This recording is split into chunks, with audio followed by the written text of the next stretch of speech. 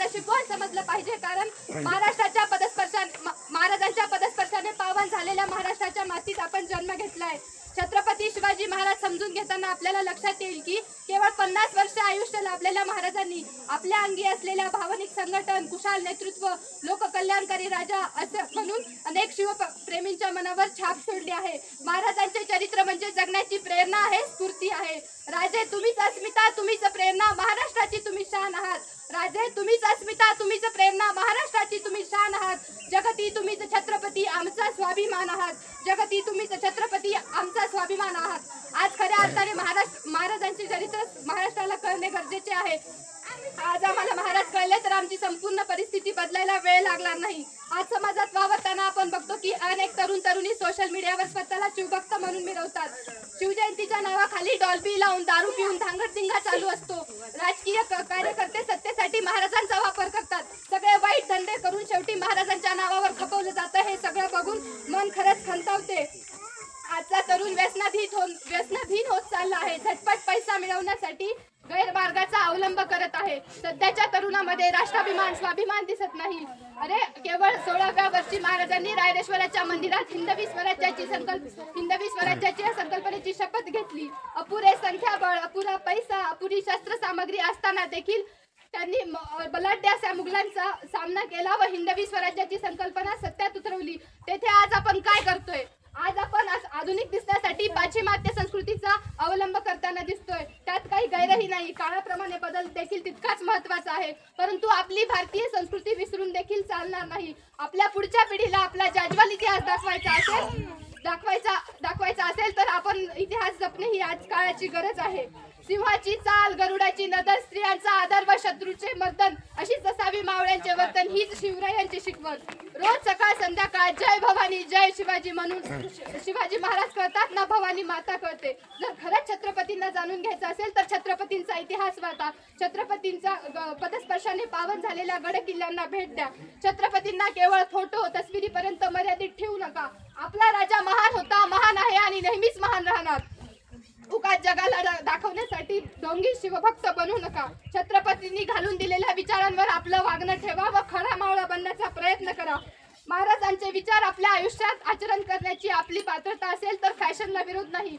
मात्र फुकटची दाढी मिशी वाढवून, कपाळी चंद्रकोर लावून, गळ्यात माळा घालून कुणी छत्रपती होत नाही याचे भान असावे. शेवटी तुकाराम महाराज म्हणतात तसे, काय भूलला सी वरली या रंगा, म्हणजे वरली या रंगावरून अंतर्गत सुधारणा होत नसते. त्यामुळे पहिला आपल्या महाराजांसारखे वागायला जमले तर नक्कीच बरे.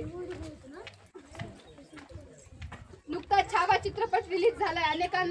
अनेकांचे रक्त उसळले, अनेकांना गुजबम्स आले, अनेकांना महाराजांचा त्याग आणि समर्पण बघून रडू देखील आले. पण हे किती दिवसांसाठी? फक्त 2-4 दिवसांसाठी मर्यादित ठेवू नका. अरे आपल्या स्वराज्याचा छावा तब्बल 40 दिवस मृत्यूशी ताठ मानेने झुंजत होता. कशासाठी? तर मराठी अस्मितेसाठी, हिंदुत्वासाठी आणि आपल्या अखंड हिंदवी स्वराज्यासाठी. तेव्हा कवी कलश बोलले होते, राजन हो तुम सांजे, खूप लढे हो जंग, देख कर तुम्हाला तेज तखत त्याच्यात औरंग. त्यामुळे आपल्या महाराजांचे बलिदान वाया जाऊ देऊ नका. म्हणूनच त्यांच्या बलिदानामुळे आपल्या महाराजांचं, आपल्या हिंदवी स्वराज्याचं अस्तित्व टिकलं. अशा संभाजी महाराजांचा बलिदान मास, 40 दिवसाचा बलिदान मास पाळा. आपल्या सुखसोयीच्या, आवडीच्या गोष्टीचा त्याग करून 40 दिवस तुम्ही बलिदान मास पाळला तर ही शिवरायांना नक्कीच ही एक आदरांजली असेल. आज आपण स्पर्धेच्या जगात वावरतोय, प्रत्येकाला यशस्वी व्हायचे आहे. प्रत्येक जण प्रचंड संघर्ष करतोय स्वतःला सिद्ध करण्यासाठी. पण ह्या वाटचालीस नैराश्य, अपयश जर वाटेला आलेस तर शिवाजी महाराजांचा इतिहास आठवा.